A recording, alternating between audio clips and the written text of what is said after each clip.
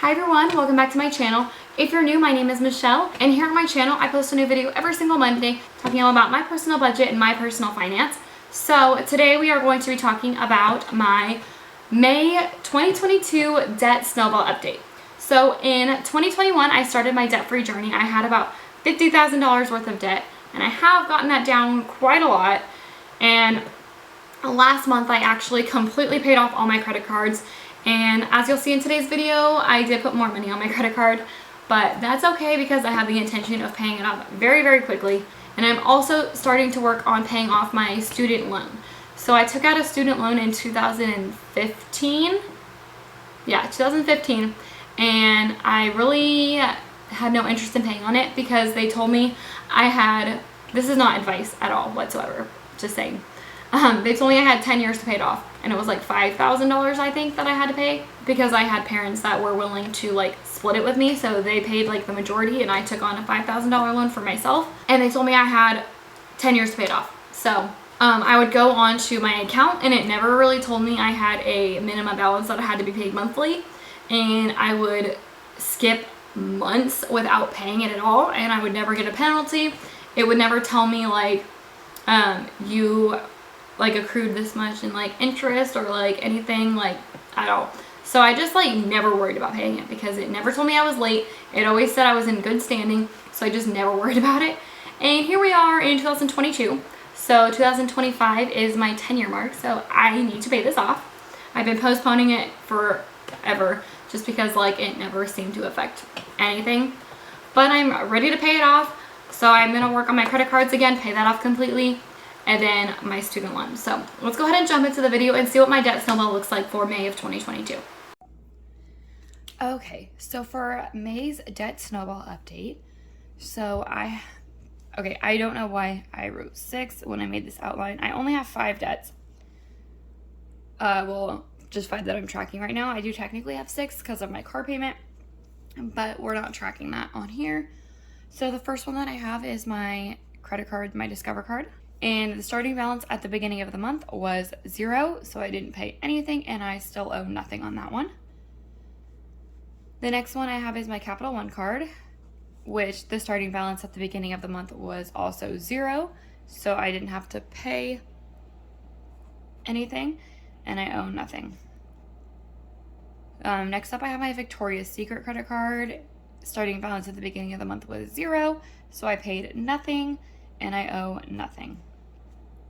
Next up is my bank credit card. So this is the one that I am keeping and using.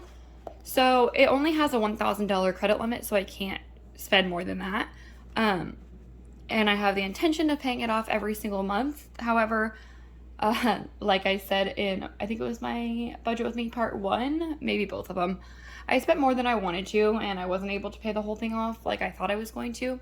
I'm trying not to make any purchases with my credit card. However, I had a few extra expenses. We went out for my good friend's 30th birthday and we went to dinner, and I didn't have that money in my sinking funds because I would have put that under grocery and household, and I largely overspent on grocery and household this month. I went over it probably on week 2. I was like empty, and so I did have to use this for food a couple of times. That was just me not being very smart with food. We went out to eat a lot this last couple of weeks, and a lot of that has to do with just the fact that we have been pretty busy, and I will go over that in I think it's going to be next week's video. It's going to be my next week is going to be my May budget report, and then the week after is June's Budget With Me. And so that's what I'm going to kind of go over, like what our new plan is and like what we've been doing. But yeah, so I went way over food. And also Easter was this month, and I didn't plan on Easter in my sinking funds for whatever reason, so I just overspent way too much in my grocery and household fund, and I ended up using this bank card for food mostly. But yeah, so like I was saying, like this one only has $1,000 credit limit, and so that's why I feel comfortable using this, other than like my Capital One and Discover cards have like a $15,000 credit limit, so it's gonna, if I decide to like just go crazy one day, like I'm not gonna be able to pay that off right away. So I feel a lot more comfortable with this one, and also with this one, it's like a cashback rewards. So by using this, I'm also getting cashback rewards, which I think is pretty awesome. I actually just redeemed the other day $235 cashback rewards just from this card, and I've had this card just for a couple of months. And that money, I already redeemed it, and I already put it straight to savings. So you're not going to see that. I'm not counting that as like income or anything, so you're not going to see that in my budget. But I did take it out and put it straight towards savings. So I'm pretty excited about that. So for my bank card at the beginning of the month, my balance was $911, and I completely planned on paying this off. So I planned on paying $431 on May's Part 1 budget, and then I plan on paying the additional $480 on May's Part 2 budget. However, like I said, I overspent a lot, and I didn't have the extra money to put towards it. So I've only put the $431, and so I still owe $480 on it. Also, I think it went up again because I had to put a couple other expenses on here, and so next month it's going to be more than $480 again, most likely. We're getting there. It's a work in progress. I'm not perfect. I'm trying really hard not to use my credit cards. However, this one, I kind of like the cashback reward, so I probably will keep using it just because it's like just literally extra money that they're just throwing at you, which is pretty cool. Especially if you do plan on paying it off. Like if you're paying off slowly, then it's not really worth it. But if you're going to pay it off altogether, then it is worth it, in my opinion. I don't know.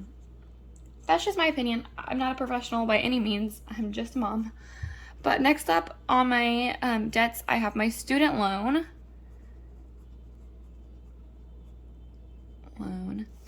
This one also didn't go according to plan, so if you watch my budget with me videos, you know that I planned on paying $130 towards this debt.